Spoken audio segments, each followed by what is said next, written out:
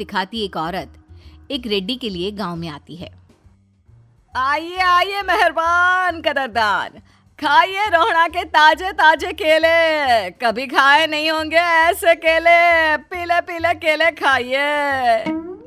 ये कहकर रोहड़ा हाथों में 4 केले लिए उन्हें सर्कल में जोर जोर से हवा में उछालती हुई करतब दिखाती है, जिसे देखकर आसपास के सारे बच्चे अपने अपने मम्मी पापा से उस औरत के पास जाने की जिद करने लग जाते हैं।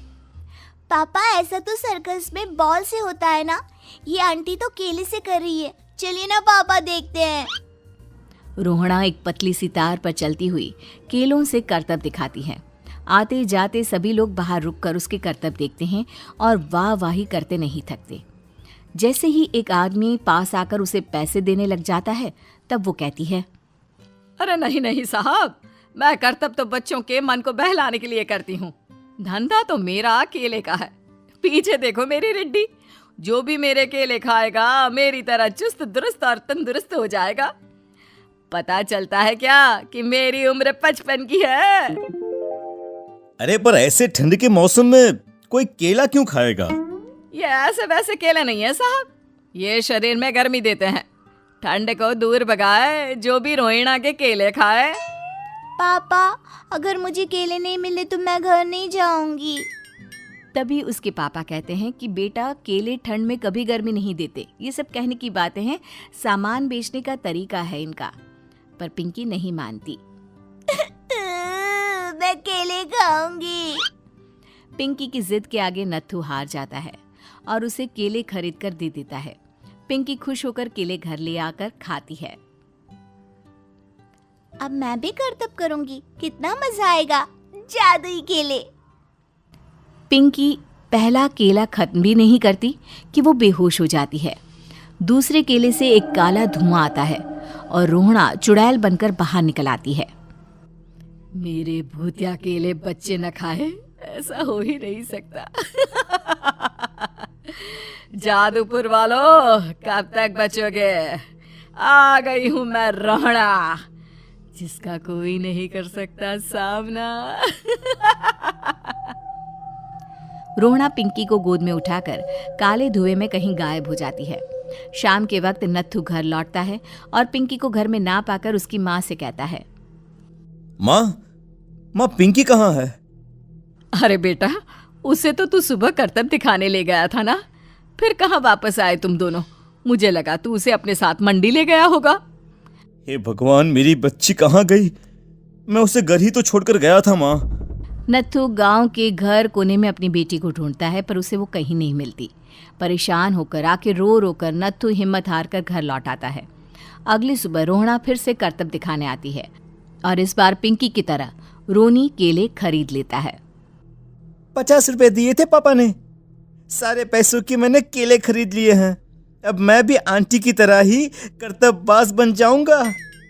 यही सोचते हुए रोनी केले खाता है और पहला अकेला केला आधा खत्म भी नहीं करता कि चुड़ैल उसके सामने आ जाती है। मेरे साथ चलने का समय आ गया है रोनी। ये तो बस शुरुआत है। अब इस गांव के सारे बच्चे धीरे धीरे मेरे कब्जे में होंगे, एक बच्चा भी नहीं बचेगा।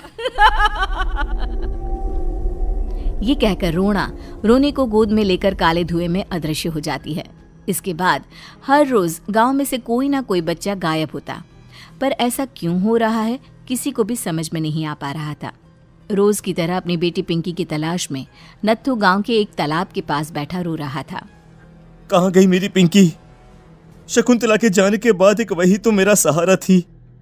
अरे उसकी आत्मा कोस रही होगी मुझे कि मैं अपनी बच्ची को संभाल भी नहीं पाया।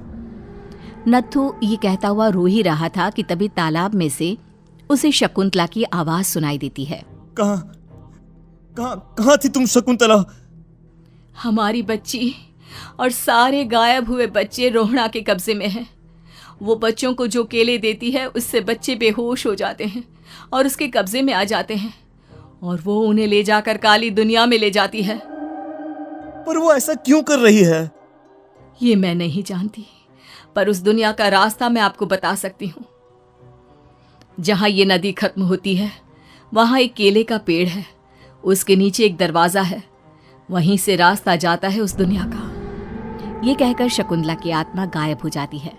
गांव के सभी लोग झुंड बनाकर उसी रास्ते से काली दुनिया में चले जाते हैं और वहां देखते हैं कि सारे बच्चे वहां काम कर रहे थे। पापा मुझे ले चलो यहाँ से। पापा पापा। सभी बच्चे अपने मम्मी पापा से लिपट जाते हैं।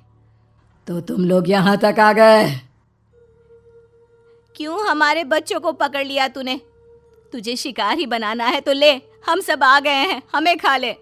नहीं, मुझे बच्चे चाहिए।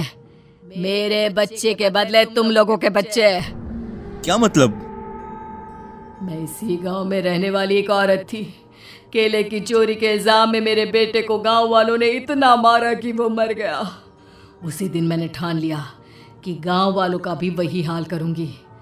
कुछ दिन बाद बेटे के चले जाने के दुख में मैं भी मर गई और मेरी भटकती आत्मा एक चुड़ैल बन गई।